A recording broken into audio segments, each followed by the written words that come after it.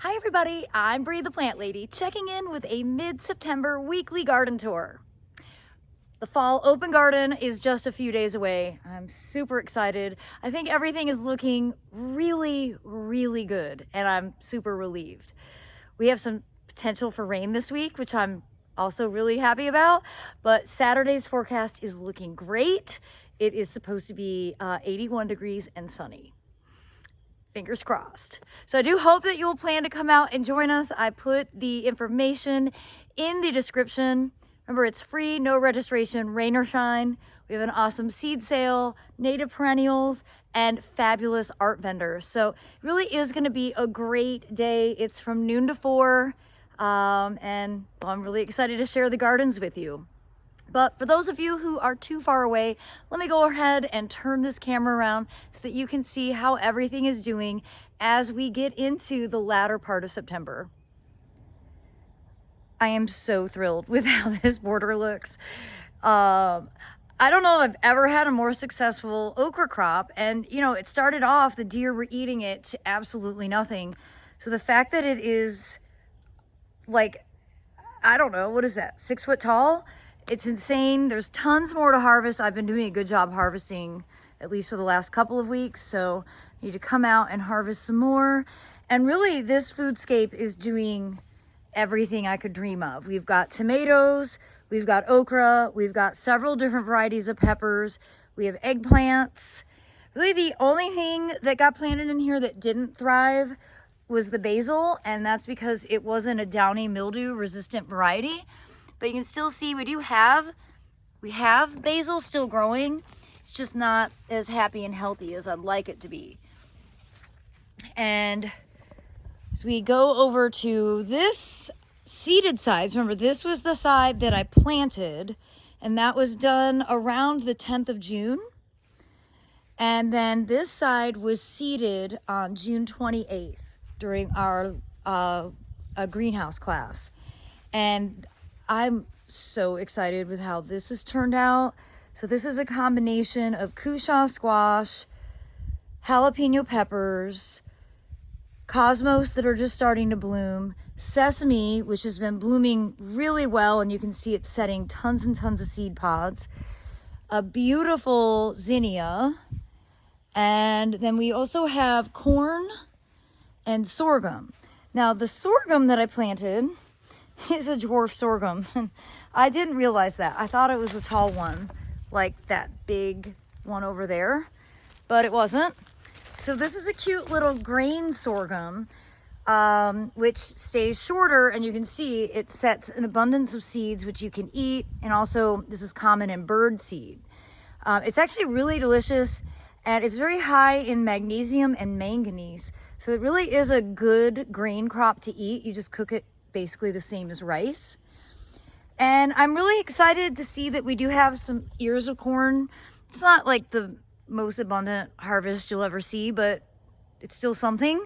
And I believe this was all Silver Queen, and it's about ready to start being harvested. So pretty stoked about being able to have our own corn.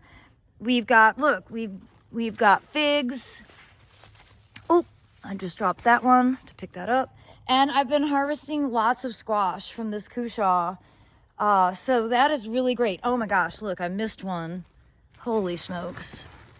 I'm not doing the best job keeping up, but there we go. So this is definitely both sides, very abundant foodscapes and two totally different methods. And that was a really important thing for me this year. Since these are brand new gardens, remember, we broke ground on these spaces on the first day of January. So we cut the sod out, added some compost, and seeded in poppies for the winter. And then these installations went in June. And I really wanted to be able to show, just like I am right now, the difference between a seeded foodscape and a planted, meaning you buy the plants or you start the plants in pots and then you intentionally space them. And it's a different arrangement, it's a different plant selection, but I think this demonstrates that you could very easily do both methods and be very successful. And frankly, I think both gardens look really pretty.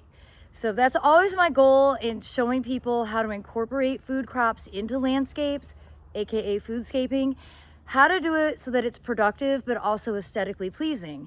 And I have to say, I think we did it here at the greenhouse. I'm pretty excited to be able to share it with people. Well, this wall of pumpkins is making all my dreams come true.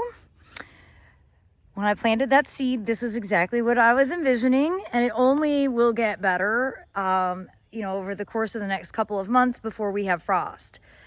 But more importantly, you guys, yesterday I noticed that the sycamore is starting to flush. You see little bits of new growth there, and on that branch. Can't find my finger there. So I'm so relieved. I texted the arborist. I was like, you guys, it's not dead. It is alive. All is going to be fine. Cannot wait to see how it grows out. It'll grow all of next year, and then I'll start having it properly coppiced every January. But I won't have it pruned this January. That's not necessary. But it is amazing how since this tree got coppiced, so much more light coming in, the plant material underneath has just exploded. And that's definitely what I wanted to see. So I really like this combination. Remember, all of this is annual. It's all annual. It'll all change after we have frost, and then I get to reinvent the area for next year. That's what I like to do. I don't want the garden to be the same season after season. I love using these temporary plants, really being able to engage the ground plane. And it's visually beautiful, but it's also super beneficial for all the pollinators. As you can see, I have so many butterflies, more butterflies I think than I've ever seen before in the gardens this year. It is so exciting. So I showed you that cushaw squash that's planted at the greenhouse, and I know I saw a Seminole pumpkin that I was like, ooh, I should harvest that now before it gets any bigger. So, oh, there it is. Okay. The leaves are so big and bold and beautiful that you miss the fruit. Now this is, I could let it go another day, but I don't need to. Except that it doesn't want to break off. There we go. This to me really is kind of the perfect size for this because I treat it exactly like a zucchini. It's tender. You can cut it with a normal knife. It cooks really quickly. And I eat a lot of squash and zucchini. And this is so much easier to grow than traditional squash and zucchini. So Seminole pumpkin, super win. I have yet to figure out what this other one is that has kind of the ugly foliage. And you can see the ugly foliage keeps dying and then it keeps just getting uglier. But that's fine. This is the fruit though on this. Remember, I missed these and then they were just like already too big that I'm leaving them. These will turn orange, and there's another one in here. Oh gosh, there's another one back there. Oh boy. I guess I haven't been paying as close attention as I should be. But obviously, though this is good fruiting, it's so ugly. Like this is not ornamental. Nobody wants this. So I'm not gonna harvest the seed. I'm gonna harvest these fruits and use them like for Halloween decorations, because I'm harvesting all of the Seminole pumpkins to eat when they're small. But this is not one that I really want to continue to grow just because I just think the foliage is too ugly.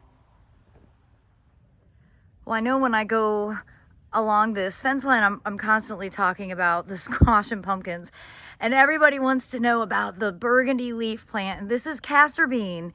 This is a variety that my dear friend, who sadly passed away from cancer, collected in Laos, Alan Galloway, and I've been growing it for, 15 years. It comes true from seed, and these are all self-sown. I actually have not planted castor bean seed in probably a decade, but I am going to collect the seed. These aren't quite ripe yet, but you can see what those seed pods look like. And I will have these at the spring open garden, but I'm not going to announce that date until after we get through Saturday. But I will tell you it's the Saturday of Mother's Day weekend, 2026. And I mentioned this sorghum when I was showing you the grain sorghum. This is cane sorghum, like sugar cane, but it's a sorghum variety. And you see how tall it is? It hasn't started to even flower yet. And this is actually something that you would crush the stalks and extract the sugar. And the stalks are actually kind of flat, so they lend themselves for being crushed. And it's obviously super vigorous. Really, I didn't realize it was going to get this size, or I would have put it somewhere else. I think maybe I had my seed mixed up, to be honest, because the grain sorghum would have made more sense on this corner. And I was thinking I was planting this at the back of the greenhouse to have this like really tall element. But you know, that's okay. You live and learn. Hopefully this one will eventually set seed so that I can collect it and then I'll know what I have. But I'm really impressed with it. Anything that grows this tall with basically no effort from me is a good plant. And yeah, this one fits into that category. Well, I added a bunch of things from the wall, which I undid and planted with cool season crops.